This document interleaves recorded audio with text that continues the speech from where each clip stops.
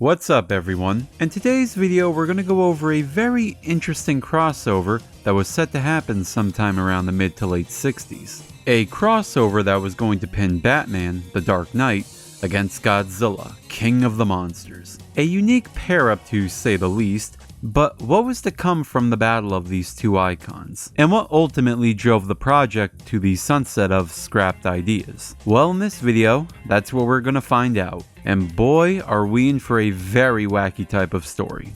You're not gonna believe some of the ideas that were planned for this one. Anyways, with that being said, let's dive in. Please consider both liking and subscribing, it really helps. It's the 1960s and Godzilla is on top of the world. The Monster King was heading towards a successful future, while making Toho a household name outside of Japan. At the time, Toho was pinning their star against many famous monsters, like King Kong, Mothra, Rodan, and even coming up with newer foes for Godzilla to brawl with. Things were looking very solid for the Big G in the 60s. However, Batman around this time wasn't really seeing the same spotlight. Towards the end of the 50s and into the 60s, Batman tales started going in a new direction of storytelling than what the series has done before.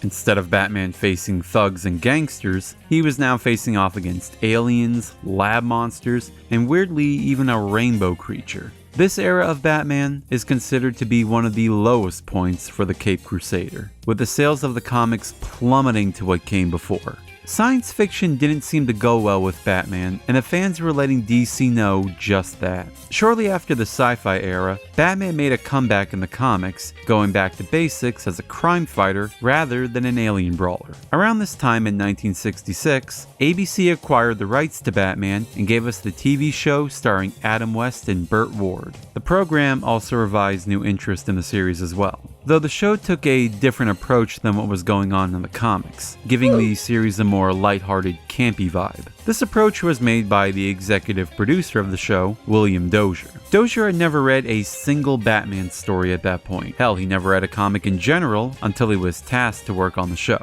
The cheesy nature of the series was Dozier's own idea, feeling the over-the-top tone would appeal to both kids and adults in different perspectives. The show had a rocky start, but it got big afterwards. The ratings started to climb, the show went on for 3 seasons, and it even got a theatrical film, which was also produced by William Dozier. After the mild success of the movie, Dozier had some ideas to come up with a sequel for it, and one of the concepts was Godzilla meeting Batman. Now, it's not exactly clear on what drove Dozier to wanting to pin these two icons against each other. If I had to guess, I'd say Godzilla's rising popularity could definitely be a reason on what caught the producer's attention. Godzilla around this time was starting to show the same camp value as Batman was, and both were seen as both action characters that appealed to both adults and especially children. So it would make sense to wanting to pair the two characters together in that regard. Soon after, a 22-page treatment of the film was constructed, and boy does a lot go on in these 22 pages.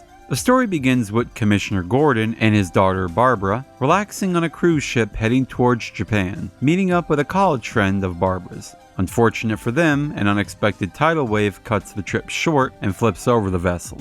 This tidal wave was not nature's doing, but instead was caused by a man named Klaus Finster, an original villain created solely for this movie. He's able to manipulate weather patterns by way of a special machine which can create destructive storms. He plans on threatening the world with his device and demands $20 million be paid to him if the country of Japan doesn't want to be wiped off the map. Commissioner Gordon contacts Batman and Robin about the situation, and the dynamic duo venture off to Japan. Little do they know that the weather device is actually just a ruse, as Finster instead has a device that controls Godzilla. And the tidal wave from earlier was Big G's doing. Apparently this Godzilla can conjure up both tidal waves and earthquakes, which really brings out that force of nature aspect of the character, which only gets touched on in certain pictures. Finster can also create android replicas of people, to which he sends one of them out to try and kill Batman, disguised as Count Dreidel, a representative of Wayne Enterprises in Tokyo. The attempt to kill Batman was unsuccessful, and Commissioner Gordon and his friend Ito Nagano arrive on the scene to let the two know that they found the real Dreidel dead, floating in the Sumeda River. He also had a haiku poem attached to him, which reads, "To Batman, monsters don't know which way to go unless they are shown the way." Nagano mentions that the only monster he can think of is Godzilla. Batman and Robin then proceed to watch a bit of archived footage showing Godzilla's devastation, and even a short clip of his battle with King Kong, suggesting that this film, at least on the Godzilla side of things, takes place in its own timeline with the 1966 Batman universe, and all the other Godzilla films never happened. You also have to remember that the American version of King Kong vs. Godzilla takes place in its own continuity, with not even the events of the prior two Godzilla films existing. Anyway, Finster calls Batman and agrees to arrange a meeting with him. Batman and Robin then decide to take things easy for a while and change out of their hero costumes and back to just Bruce Wayne and Dick Grayson. They also meet up with Gordon, Barbara, Ito, and Barbara's friend Reiko and explain that the two are only in Japan for business reasons. Reiko then asks everyone if they would like to go to a kabuki theater to watch a play and relax. Upon going and viewing the play, the actors on stage suddenly swing their swords to the audience, precisely where our cast is seated. Everyone but Reiko manages to dodge the attack, and the two men flee the scene. Reiko was decapitated, but as it turns out, she was actually a robot who was monitoring everything for Finster. Bruce and Dick try to chase down the assailants, but failed to do so and decide to turn in for the night. The next day, Batman and Robin go up to meet with Finster, with Batgirl secretly tailing them. A taxi pulls up with a man inside it, telling Batman and Robin to come in and they'll be taken to Finster. They do so and, surprise, it turns out to be a trap. Clamps emerge from the seats and trap the duo inside the taxi, as it starts filling up with gas. The man abandons the taxi and goes inside a bathhouse. Batgirl quickly comes and rescues them, and they then proceed to go inside the bathhouse where the man disappeared to, but they are refused inside unless they remove their clothes, because that's the rules. So of course they do just that, but leave their masks on. Upon entering, they find the man dead inside. Finster then makes an announcement that he plans to create a firestorm in the city of Takata. The three heroes make their way to the location in time to evacuate the area. As the three sit down and wait to see if anything will happen, Godzilla emerges from the sea and shoots his breath across the land. The three manage to escape the attack in time by way of the Batcopter. This is where we get our first Batman vs. Godzilla moment, but it's not much of a fight at all, as Godzilla just attacks the Batcopter and Batman simply evades the assault. But Batman does question on why Godzilla is attacking like a human and not an animal. He even calls back to the pea-sized brain comment from King Kong vs. Godzilla. Batman then retreats for now. After a few more failed attempts of defeating Batman, word gets out that the next city Finster is targeting is Osaka. Godzilla soon reappears at Issa Bay and attacks a train which was carrying Batman, Batgirl, and Robin. Batman and Robin fall into the water while Batgirl falls unconscious near Godzilla, who then proceeds to pick her up. Finster orders Godzilla to crush her, but Godzilla resists the command and instead places her off to the side of the road. The reason Godzilla doesn't do anything to her is because he fell in love with her. Yes, the king of the monsters fell in love with a woman wearing a bat costume. Godzilla then goes off to destroy Osaka and some military forces. Finster then makes another announcement that Tokyo will be the next target for Godzilla's rampage. Tokyo is soon evacuated and becomes a ghost town, prompting Finster to just casually drive through the empty streets with the Godzilla device in hand, ready to be used at any moment. Batman and the others are now off at the laboratory trying to get a device made that can lure Godzilla to its location. After noticing how Godzilla handled Batgirl, Batman gets the idea that Godzilla is probably lonely and seeking a mate. He also somehow finds out that Godzilla emerges every 5 years or so, which does line up perfectly to King Kong vs. Godzilla's timeline. Meanwhile, Finster and his men are looting the streets of Tokyo until Batman and Robin make the scene and pow and kablam them all out. Finster, on the other hand, tries to get away, but slips while fleeing on a building and dies. A bit anticlimactic, but whatever. The device also gets destroyed, breaking Godzilla's trance, and the Monster King is now free to roam as he chooses, starting by attacking Tokyo anyway, even wiping out the remaining defense forces, to which the script calls an unparalleled orgy of destruction. Batman, Robin, and Batgirl try to get away in the Batmobile, but Godzilla picks it up and takes Batgirl out of the vehicle, and Batman and Robin are simply tossed to the side. Missiles strike Godzilla's lower body so as not to hit Batgirl, prompting Godzilla to walk off towards another nearby city. Batman then runs back to the lab to get the Godzilla calling device, and is surprised to see a new Batmobile built. Batman then goes back to Tokyo, where he notices thousands of people have now gathered to see what is left of their city. Batman then protests, saying there are two options in getting rid of Godzilla. One by luring him to a volcano, or by way of launching him into outer space by way of a large rocket. The people obviously picked the most outlandish of the two choices, and it's agreed to ship him off to space. You'll see how in a minute. Meanwhile, Godzilla is rampaging through the city of Kamakura. Batman arrives and activates the Godzilla calling device. Godzilla then looks puzzled on where the noise is coming from, and gets even more angrier and continues to rage, with Batgirl in his grasp. Batman then tells Robin the only way to beat him is to attack his marble-sized brain. Godzilla sets Batgirl aside, believing he's found the perfect mate for himself.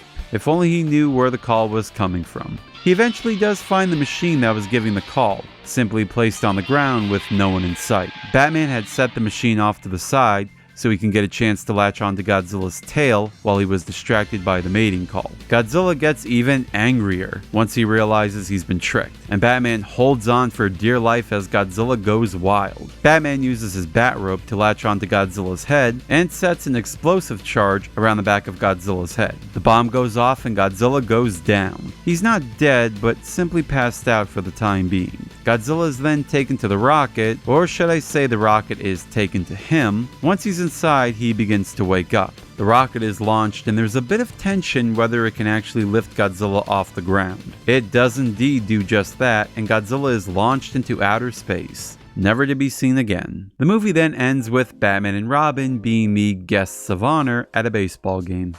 And that was the would-be story of how Batman met Godzilla. I think I speak for everyone by saying it would have been one hell of a fun movie to watch. And I basically just gave you the abridged version of it. There's a lot more that happens, like Batman battling a geisha assassin, and the duo fighting a group of sumo wrestlers on a train. The wacky nature of the TV show definitely flows over well into this, and it's a real shame the film never got made. You might think Toho would have looked at the screenplay and thought, yeah, there's no way we're lending you Godzilla for this. But actually Toho wanted to do a Batman-Godzilla crossover of their own. Sometime around after King Kong vs. Godzilla, Toho's screenwriter, Shinichi Sekizawa, wrote a draft for the Cape Crusader to duke it out with Godzilla. What's interesting about the Sekizawa screenplay is that it actually predates the Adam West Batman show. Unfortunately, there's not much known about the story, other than it was also going to have a weather control device, which is quite the coincidence to the Dozier draft.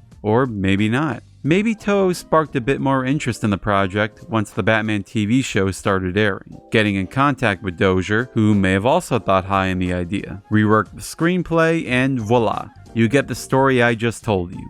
Also, a little tidbit I need to address here. Though I've been calling it the Dozier screenplay, William Dozier didn't actually write the story. The actual writer is anonymous, and no one knows exactly who he or she may have been. I mean, it could have been Dozier, but we'll never know. There was also one interesting idea that was crossed out from the screenplay. Rather than a small device that was going to do the Godzilla call, Batman instead offers the idea to build a giant bionic Godzilla to match the real Godzilla in strength and to lure him back into the ocean. The idea of a bionic Godzilla would come several years later in Toho's own film as Mechagodzilla. But it's interesting to see the concept of a Mechagodzilla considered here for Batman. Several more ideas from this screenplay would also wing their way into other projects, like the idea of luring Godzilla into a volcano with a sound wave like in the 1984 film. The weather control device would be implemented into Son of Godzilla, and the idea of a giant rocket launching a giant monster into space was utilized in an early kaiju film, that being the first Gamera picture.